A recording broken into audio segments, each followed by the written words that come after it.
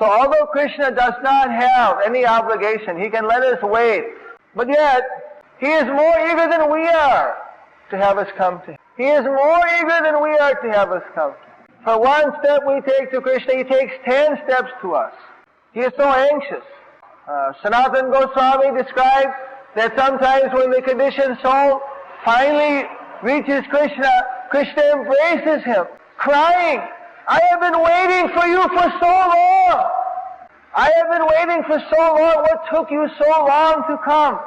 Even sometimes Krishna falls unconscious, overjoyed by meeting his devotee. And the devotee, what to speak, he also falls unconscious.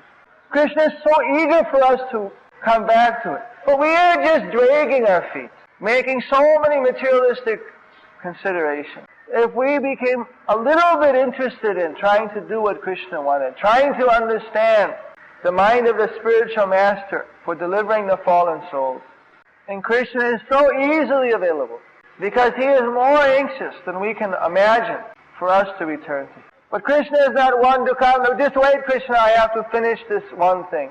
You have come, but I have to enjoy this before I have time for you." No, you enjoy first and then come. And we're taking this, Krishna is saying, you enjoy first and then you come. That we are going out enjoying, and then going to Krishna doesn't come. And if one is actually simply fixed on, "I want to reach Krishna," Krishna does not make him wait very long. In fact, the Nectar Devotion describes that such advanced devotees, Krishna himself cannot wait. He becomes very eager. He wants to meet the devotee. It's not a question of him revealing himself. He goes to meet his devotee. He is anxious to meet his devotee. That devotee is interested in serving Krishna. So here we see that Jamaraj, he's instructing them in the actual position that you can try and try again, but you won't be happy. Because the secret for happiness is only Krishna's mercy. Even you want to be materially happy, He is the one who creates and annihilates at His sweet will. You can make all arrangements to be happy, but if it's not in Krishna's mind that you should be happy, in that way, if you should not have those arrangements, He'll destroy them, no matter where a person goes. If Krishna wants to keep someone in poverty, He can make all arrangements to be rich, but somehow or another he won't be rich.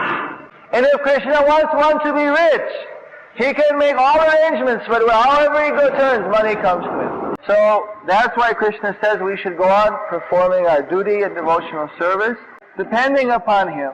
And Krishna, it's His lookout.